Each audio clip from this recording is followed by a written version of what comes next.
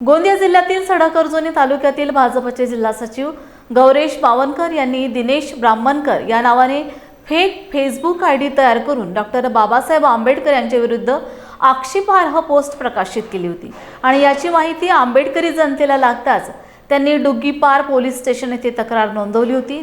याचा सखोल अभ्यास करून पोलिसांनी गौरेश बावनकर राहणार कोसमतोंडी याला अटक केली। त्याला न्यायालयीन कोठडी सुनावली, मात्र आंबेडकरी जनतेचा विरोध होत असताना पाहताच त्याच्यावर अॅट्रॉसिटी कायद्याअंतर्गत कलम वाढ करण्यात आली।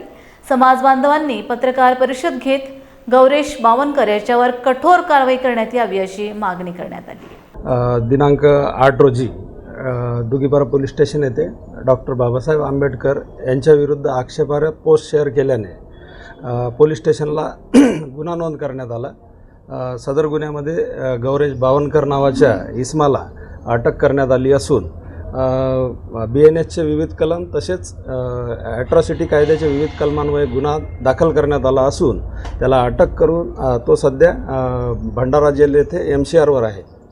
काय नावाने त्यांनी आयडी तयार केली, त्यांनी काय मजकूर टाकलेला होता? दिनेश ब्राह्मणकर नावाने आयडी तयार केलेली होती आणि त्यामध्ये बाबासाहेबांचा फोटो लावून आक्षेपार्ह विधानं त्याच्यावर होती। त्यावरून आपण गुन्हा दाखल केलेला आहे। प्रकारचे गुन्हा वगैरे त्याच्यावर आहे? यापूर्वी त्याचं कुठलंही रेकॉर्ड नाही आहे। त्या गुन्ह्याचा तपास माननीय उपविभागीय पोलीस अधिकारी पाटील साहेब करत आहेत आणि या गुन्ह्याचा सखोल तपास करून पूर्ण शेवटपर्यंत हा तपास केला जाईल। सर, समाज बांधवांनी आज पत्रकार परिषद घेतली, आपण देखील त्या ठिकाणी उपस्थित होते। काय नेमकी मागणी आता केलेली आहे त्यांनी? त्यांनी जे निवेदन दिले आहे त्याची सुद्धा चौकशी केली जाईल।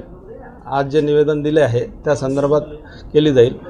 माझं आपल्या माध्यमातून एक आव्हान आहे की लोकांनी कुठल्याही अशा प्रकारच्या ज्या पोस्ट आहेत आक्षेपार्ह, ह्या पोस्ट कोणालाही शेअर करू नये, पसरवू नये, कारण हा एक दंडनीय अपराध आहे, कारवाई होऊ शकते। म्हणून माझे आपल्या मार्फतीनं सर्वांना आव्हान आहे का अशा प्रकारच्या पोस्ट कोणी शेअर करू नये किंवा पोस्ट करू नये। या गुन्ह्यामध्ये अजून काही आरोपीची शक्यता आहेत का? त्या दृष्टीनं तपास सुरू आहे। सडक-अर्जुनी तालुक्यामध्ये दिनेश ब्राह्मणकर या व्यक्तीच्या नावाने फेक आयडी तयार करण्यात आलेली होती। ती तक्रार पोलीस स्टेशनला गेली होती।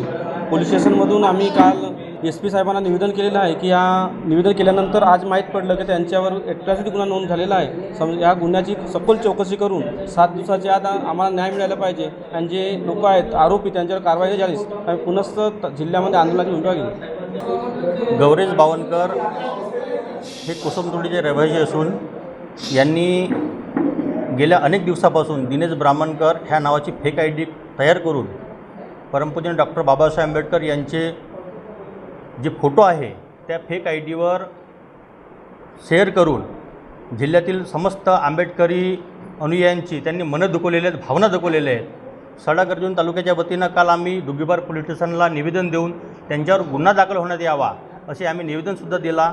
आज सडक-अर्जुनी तथा गोंदिया जिल्ह्यातील जे समाज बांधव आहेत, गोंदिया येथे DYSP साहेब डोंगरे साहेब यांना निवेदन देऊन आम्ही सदर इसमावर चौकशी होऊन ज्यांनी जे फेक आयडी तयार केलेली आहे आणि ते फेक आयडी तयार करून जे समाज बांधवाच्या भावना दुखवलेल्या आहेत, त्या फेक आयडी मागे कोण लोक आहेत, त्यांना कोणाचा सपोर्ट आहे आणि जे अनेक दिवसापासून जे आयडी तयार करून जो आमच्या भावना दुखवण्याचा काम सदर व्यक्ती करत आहेत, सखोल चौकशी होऊन त्याच्यावर कारवाई करण्यात यावा, अन्यथा संपूर्ण जिल्ह्यातील जो समाज बांधव आहे रस्त्यावर उतरेल आणि यापेक्षा मोठा तीव्र आंदोलन करण्याचा इशारासुद्धा आम्ही प्रसार माध्यमातून आपणास देत आहे।